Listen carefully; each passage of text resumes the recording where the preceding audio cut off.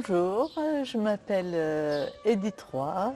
J'ai eu un AVC hémorragique cérébelleux en novembre 2017. J'avais donc 49 ans. Elle est au boulot.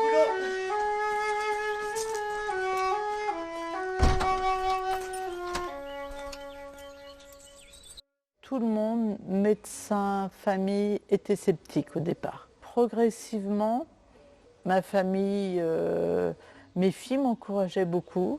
Je crois qu'elles avaient hâte aussi de retrouver une maman normale. Être normale, c'est pouvoir avoir une vie sociale, réintégrer oui, le travail, une vie normale. Voilà.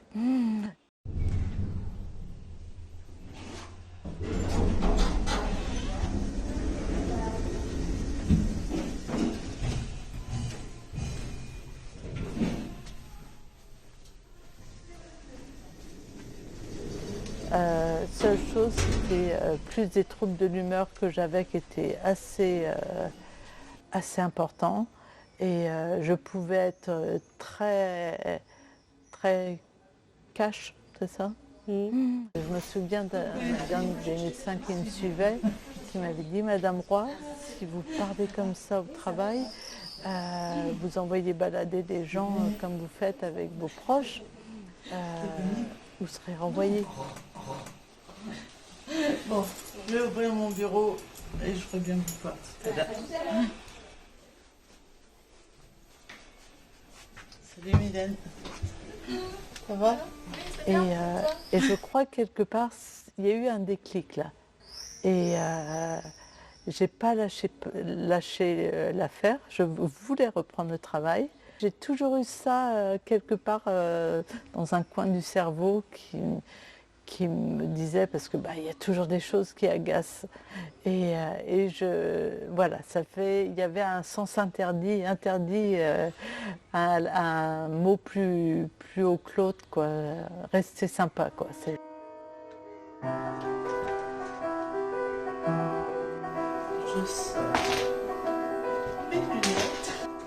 Avant son AVC, Edith était assistante administrative au Conservatoire de Vitré. Comment vous avez repensé son poste alors après l'AVC? Après l'AVC, donc elle a été absente sur une durée de 3 ans.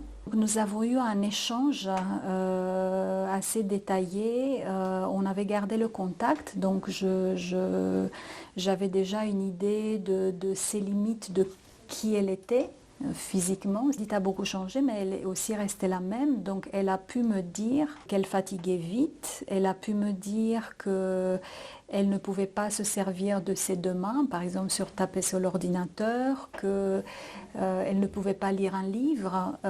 Donc elle a su me dire des choses simples. Qui vous a aidé dans l'aménagement de poste? Le service des ressources humaines. Et puis Edith a trouvé par elle-même au sein d'une association en fait un ergothérapeute.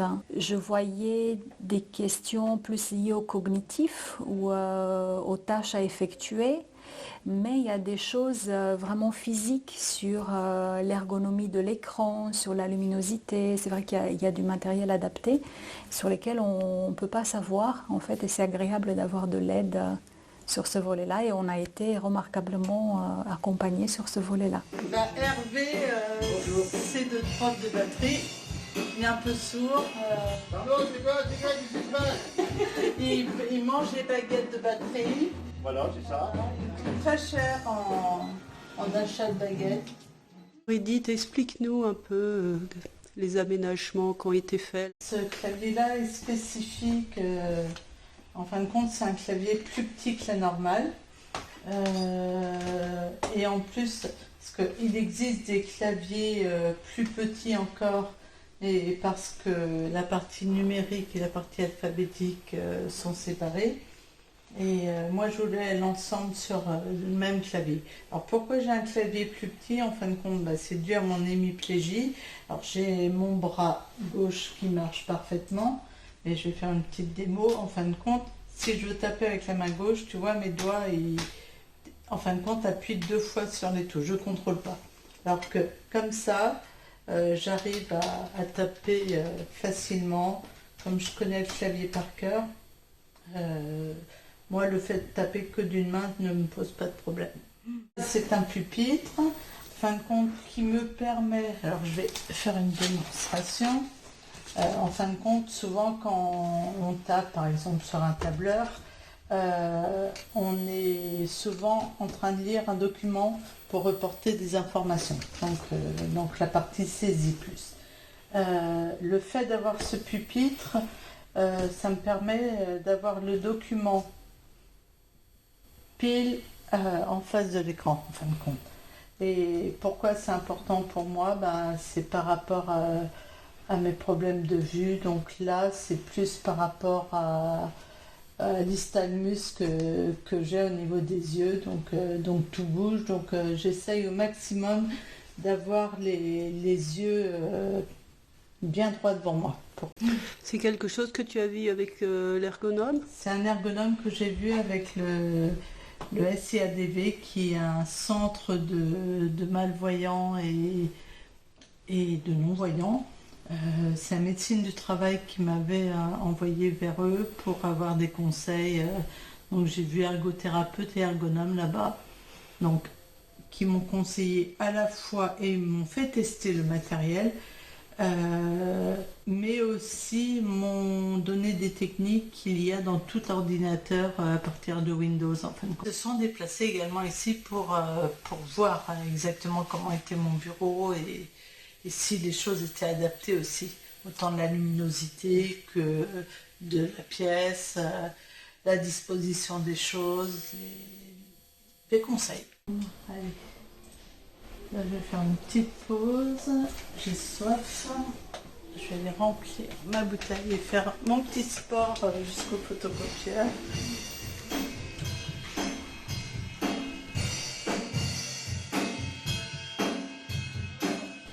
Alors là, me voici dans la salle des profs, salle de pause aussi, et salle photocopieur.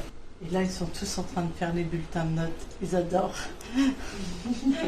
Lorsqu'Edith a repris, forcément, on avait donc une appréhension. Déjà, d'une part, savoir comment est-ce qu'elle allait pouvoir reprendre ses marques, mais nous aussi.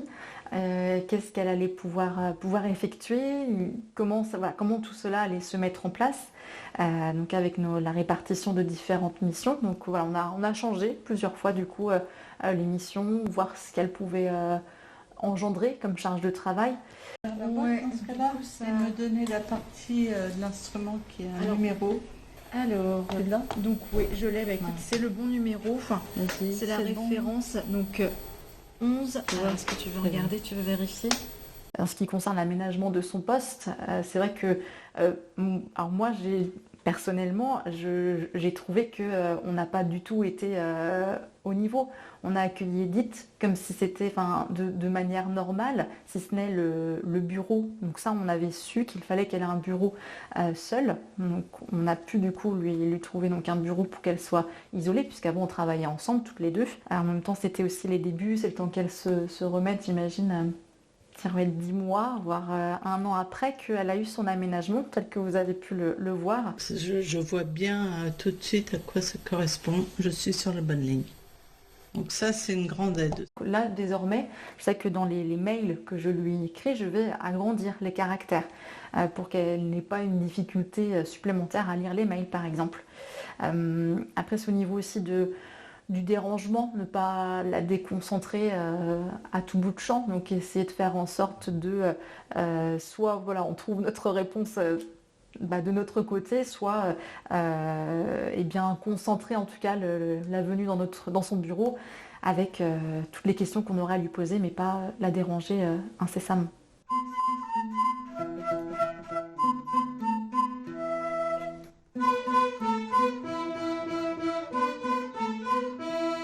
Quels sont les points de vigilance selon vous lorsque quelqu'un qui revient après un AVC reprend un travail? Mon parti pris, c'est de considérer que en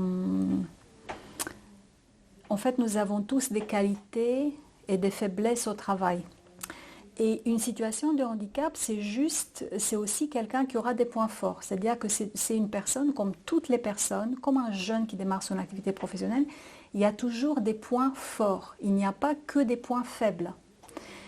Et il faut se poser d'abord la question, quels sont les points sur lesquels la personne peut encore rester performante? Il y a toujours, surtout si vous connaissez la personne, si elle revient, en fait, si ce n'est pas une arrivée dans une entreprise, mais si c'est un retour dans une entreprise ou dans une organisation, il y a toujours des points forts des personnes, quel que soit leur handicap. Et d'abord se poser la question des points forts et après voir la question des limites.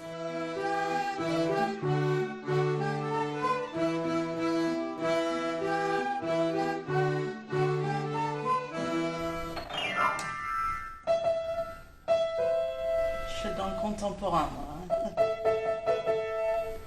Peux-tu nous dire un peu, entre le travail d'avant et le travail d'aujourd'hui, ce qui a changé? Alors déjà, il a fallu adapter mes missions parce que je ne peux plus travailler à temps plein. Si je reprends, ok, mais à mi-temps, quoi, pas autrement, quoi. Et alors, il a fallu accepter. Pas toujours facile d'accepter ça parce que passer de 39 heures à 17h30 semaine, c'est plus pareil. Donc je me suis bien douté que ça toucherait aussi mes missions, quoi. Alors, mes missions ont donc changé. J'effectue des tâches que je connaissais déjà. Donc je travaille plus dans le domaine financier, la comptabilité, la gestion du budget du conservatoire. Par contre, je ne m'occupe plus du tout des parties liées aux événements.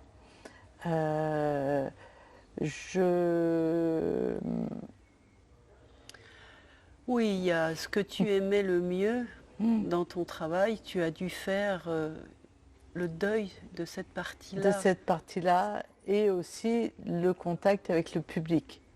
Parce que j'avais des missions purement administratives, mais aussi d'accueil avec les parents d'élèves et les élèves, les profs.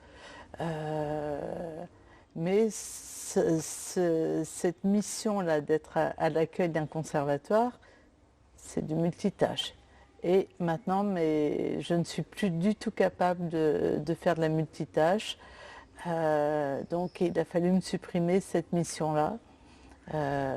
Comme je ne peux plus travailler dans le bruit parce que j'ai des problèmes de concentration. Donc tout bruit, même de la musique, puisque je travaille dans un conservatoire.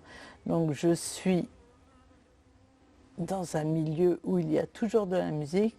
Donc il a fallu me mettre dans un endroit au conservatoire où il n'y avait pas trop de nuisances, même si c'est de la musique, pas trop de nuisances sonores. Tout événement participer, donner un coup de main lors des représentations, aussi bien musique que art dramatique, que projet en dehors des horaires de bureau, je ne peux plus le faire. Et c'était une partie que j'adorais dans mon travail. Ça, c'est mon grand regret, mais que je comprends. Qu'est-ce qui te pousse toujours à continuer à travailler? Déjà, le fait d'avoir la chance de pouvoir retravailler, ça, c'était tellement important pour moi. Et puis, oui, j'ai une vie sociale, quoi, comme on dit, mais je crois que même sans travail, je pense pouvoir avoir une vie sociale aussi, parce qu'il y a moyen de faire plein de choses dans la vie. Mais le travail, c'est le petit truc en plus, quoi, qui fait du bien. On est presque normal, presque.